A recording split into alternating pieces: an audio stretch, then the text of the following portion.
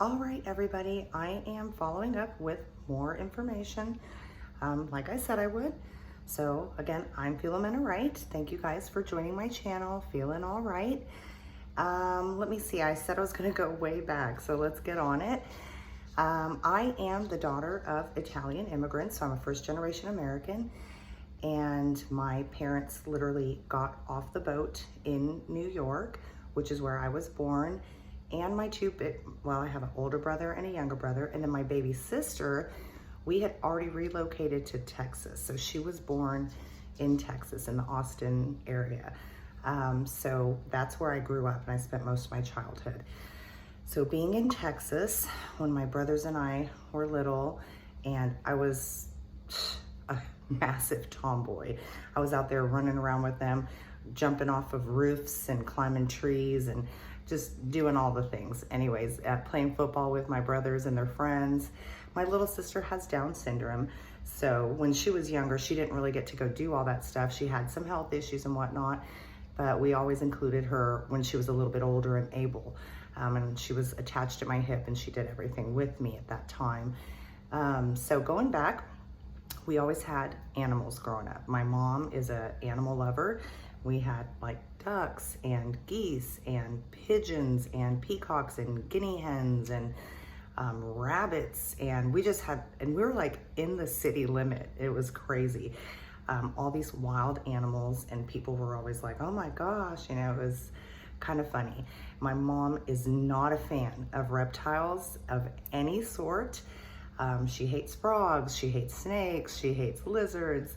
So my brothers and I, when we were little, we would catch them, and she was gracious enough to let us put them in little Tupperwares and keep them. We would keep them for like a day or two and then release them. She was always okay with that. And we used to catch in Texas what we called horny toads. And of course now as an adult, we call them Texas horned lizards, but there is a introduced population here in Florida that I hope to go see at some point. So that is fantastic and super cool, and I'm excited about that because I'd like to pick them. I haven't seen them since I was little. They're really kind of disappearing in Texas. They're harder to come by than they were when we were little. But we also had, of course, Western Diamondbacks. And so a friend of mine growing up, her dad used to participate in the rattlesnake roundup, where they would just slaughter all of these poor, helpless rattlesnakes, and they would collect the tails, their little rattles. And that was a really big thing in the Austin area at that time. I think they've outlawed it now, thankfully, but grew up around that and all that stuff. My parents never participated, but like I said, one of my good friends, her dad did participate in that. At any rate, having grown up, I lived in the Texas hill country, and we had some property, and my husband and I at the time built a greenhouse. It was an octagon, and it had like an elevating crankshaft roof so we could release the heat. We had like these sprinkle systems in there, and we had a caiman and a caiman alligator, and we had, iguanas and tortoises and little blue moon crabs that would walk around just kind of picking at the ground and then, eating the little grime and goo off the floor along the water's edge and whatnot. And it had 2 rooms. You'd walk in, it had like this ante room, that way none of the animals could escape. And on the right hand side, we kept sugar gliders and cockatiels and finch, and I can't even remember what else we had in there. And then on the left was where we kept most of the reptiles, depending like if they could get along and whatnot. So we had like 3-toed tortoises. We just had all kinds of great animals. And my kids grew up with a lot of reptiles and that sort of thing. And then we moved to Oregon, and in Oregon, you know how it is, animal people find each other. And I ended up meeting this family that was from Texas, from where I was actually from, the Austin area, and they had an exotic animal ranch. It was just their private personal collection, and my kids grew up on that ranch. They had a mountain lion / cougar / puma. His name was John Cougar. I loved him.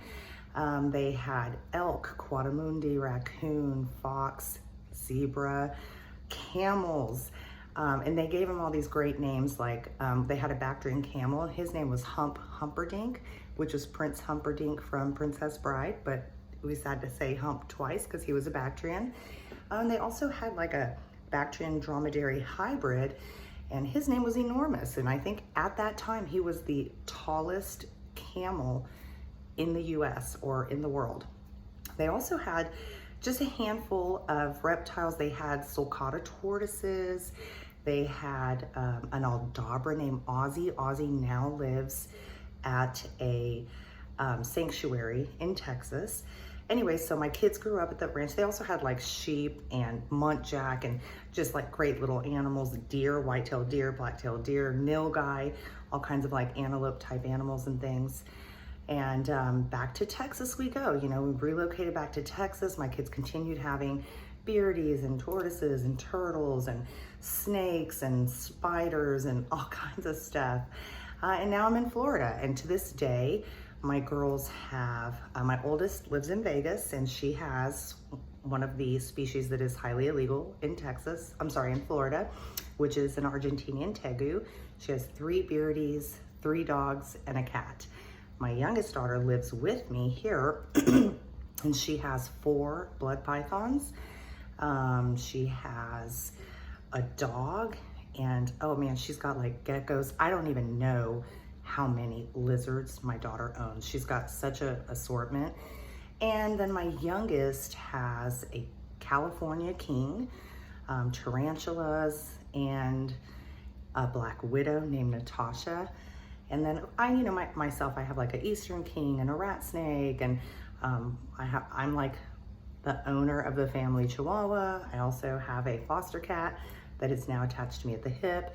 And so we have like a smorgasbord of animals and a small zoo, maybe including other exotics like, I don't know, possum and stuff like that. So it's always interesting here. So anyways, long story short, we love animals. And that's a little bit more of the background of how I grew up, why I love animals, and the exposure that me and my kids have had to them throughout our lives. So that's about it for now. Next time, go ahead and subscribe, and I will talk about languages and why the heck I speak so many. So thank you guys. Thank you for subscribing. See you soon.